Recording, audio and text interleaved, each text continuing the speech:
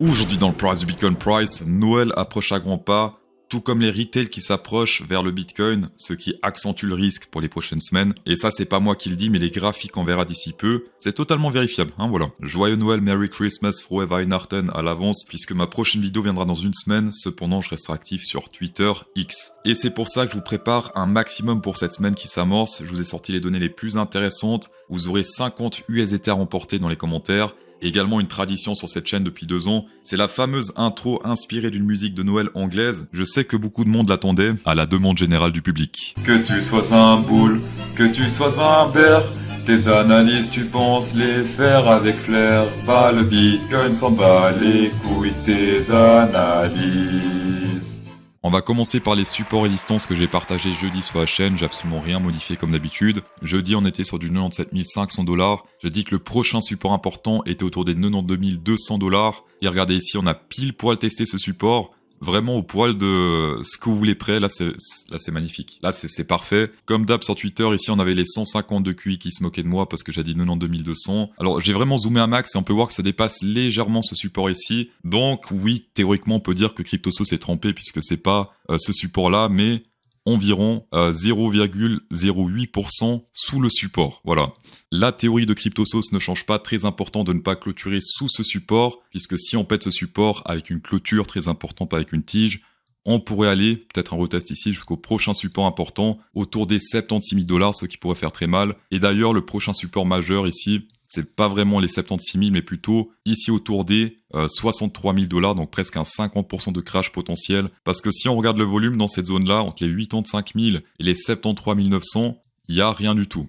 Là, c'est vraiment très vide. Également sur Bitunix, le trade arbitrage qu'on a fait, on a longué le BNB et shorté le XRP. Pour l'instant, on est sur du 11 000, moins 6 000 de profit. Et on était sur du 1500 de profit dans la dernière vidéo. Et pour l'instant, on est sur du 5 000 $ de profit, plus ou moins. Pour sortir du lot dans le crypto game, ce qu'il faut faire, c'est simplement trader de manière différente par rapport à la majorité. C'est que comme ça qu'on peut surperformer le marché. Si on trade comme les gens sur Twitter avec le MACD par exemple, c'est compliqué. C'est très compliqué. On a ici 2 indicateurs qu'on aime beaucoup sur la chaîne, le Bid-Ask Ratio 0,5% Spot Filter, ainsi que le Top Traders Average Leverage Delta No Filter. On va commencer par filtrer les spots.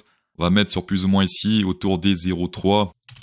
0,3 et plus, et on va activer le filtre ici. On va faire une petite manœuvre bizarre, on copie ça, on colle, on met ça sur le top, move to machin exist, blablabla. On met ça, on vire ça. Vous allez voir, ça va être logique d'ici peu. On vire ce truc-là, et maintenant c'est 10 fois plus logique si on monte ceci. Voilà, donc on voit simplement l'effet que ça fait sur le price du Bitcoin Price, et on peut voir que historiquement les zones où le bid-ask ratio est au-dessus de 0,3 en spot, avec le 0 à 5%, souvent par la suite, c'est plutôt optimiste. En tout cas, niveau backtest, j'apprécie beaucoup et on peut voir que pour l'instant, on est sur une zone plutôt verte dans cette zone-là. On a également ici les top traders, average, leverage, delta que j'aime beaucoup. C'est simplement les leviers moyens des top traders, donc c'est les 20% qui ont plus de thunes sur Binance. On peut voir que souvent, quand ils sont beaucoup en longue, autour des 12, 7, ça pump pas mal par la suite. Et pour ceux qui me croient pas, je viens de faire le même filtre avec les average, leverage, delta et plutôt optimiste, selon moi. Pour l'instant, c'est pas très intéressant depuis quelques semaines, mais si dans le futur, on a une vague jaune qui se forme ici, eh bien, all eyes on Bitcoin. Un pouce bleu qui est inséré dans cette vidéo serait le meilleur cadeau de Noël pour CryptoSauce.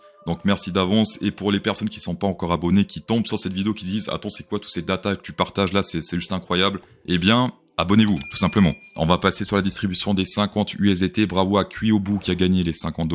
Et la question à laquelle il faut répondre dans cette vidéo, c'est combien d'argent dépensez-vous en cadeau de Noël cette année? Est-ce que c'est 50 francs, 100 francs, 1000 $, 1000 €? C'est tout simple, c'est tout bête, et une personne parmi vous remportera 50 USDT d'ici une semaine. On va passer sur le Christmas Risk, le Social Christmas Risk, qui indique simplement l'intérêt du public en cours. Donc là, pour l'instant, on peut voir que sur ce pic-là, on a fait un pic similaire au pic qu'on fait actuellement. Et après, on a rangé pendant très longtemps et on a fait un dump également de 30% d'après mes souvenirs. On est sur un truc un peu similaire ici à ce qu'on avait en avril 2024. Donc ça également, attention. Et pour encore plus de précision, les vues YouTube de Crypto Fanboys, on peut voir ici que on est sur un niveau similaire, même légèrement plus élevé à avril 2024, donc ça également attention. Le proverbe, vous le connaissez, quand le boulanger commence à parler de Bitcoin, c'est pas très bon signe, et on est vraiment sur des niveaux similaires à ce qu'on avait là. Donc ça également, ça peut soit annoncer une pause sur le marché, soit carrément un top, ce qu'on n'espère pas bien sûr. Mais dans tous les cas, je recommande de sécuriser les positions parce que là, simplement on peut s'attendre à des trucs similaires, moins 30%,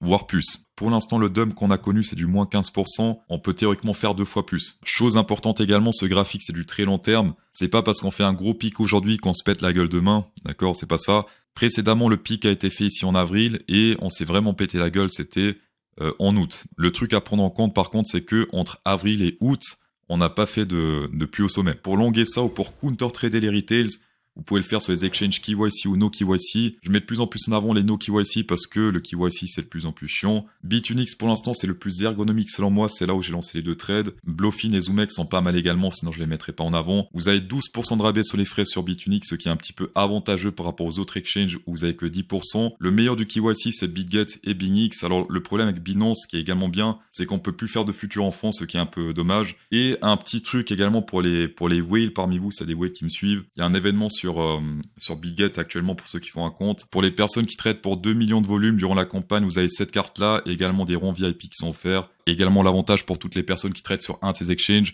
vous avez accès aux données du Discord Underground qu'on va checker tout de suite. Les liquidations filtrées, si on regarde ici à 3h du mat, il y avait une petite poche ici assez importante de liquidation qu'on a prise. Au sud jusqu'à environ 91 200 $, donc on n'espère pas prendre cette zone-là. Ou si on la prend, on espère clôturer au-dessus du support des 92 000 $. Au nord, ça commence à venir un petit peu, on va voir ça sur l'autre graphique un petit peu dézoomé. 1,2 milliard et plus, on peut voir que ça devient très intéressant à partir de 100 000 $. Première zone importante. Ensuite, autour des 105 000 $, là c'est la zone la plus importante actuellement sur le graphique, 105 000 $. Quand il y a du jaune, ça signifie vraiment qu'il y a beaucoup de liquidations à prendre. Au sud, il y a potentiellement encore un petit truc à prendre ici autour des 91 000 $, mais comparé au nord, même ici autour des 115 000 $ également du jaune. Donc pour l'instant court terme la sélection se passe au sud, mais plus long terme, ici on voit clairement que ça se passe plus au nord. Et pour accéder à ces données underground que je partage tous les jours, vous allez sur cette page là, accès underground, et vous suivez les 3 étapes. Les funding rates sont plutôt calmes depuis le 11 décembre, alors le truc qu'on a actuellement là, ce dump, c'est selon moi dû à ça, puisque quand on a beaucoup de funding rates, c'est un petit peu la phase FOMO, et forcément quelques jours plus tard, quelques semaines plus tard, on a la punition. Pour l'instant moins 15%, est-ce que c'est suffisant? Pour l'instant selon tout ce qui est liquidation, oui. Mais selon les backtests, non. Autre chose positive, en tout cas positive selon les backtests depuis le début de l'année, c'est les ETF qui sont dans le rouge. Et souvent quand les ETF étaient dans le rouge, c'était plutôt bullish par la suite. On peut le voir sur ce graphique. Et chose encore plus positif, étrange, comme vous le voulez, c'est que on a fait un record de outflow, donc de rouge. On est sur du moins 680 millions de outflow le 19 décembre, ce qui est un record depuis l'existence des ETF Bitcoin. La dernière fois qu'on a fait un record de dump, c'était ici. C'était le 1er mai, je crois, ouais, 1er mai. Et après, on a pumpé pas mal. Le truc orange, c'est le prix du Bitcoin, mais, très important, on n'a pas fait de plus haut sommet, d'accord? On a pumpé, on a retesté plus ou moins les tops, après on a recorrigé, etc., etc. Pour résumer un petit peu cette semaine, on risque d'être plutôt bullish court terme, moyen terme, et neutral, voire même bearish sur du plus long terme. De mon côté, c'est tout ce que j'avais à dire. Dans tous les cas, merci d'avoir checké cette vidéo, passez des bonnes fêtes, passez d'un joyeux Noël, profitez en famille, prenez pas des résolutions le 31, parce qu'en général, ça se passe pas très bien. Ça va dans tous les sens. J'adore l'eau. Dans 20-30 ans, il n'y en aura plus. مالك مس حبيونيري اوكي يلا بنشوف مالك مس حبيونيري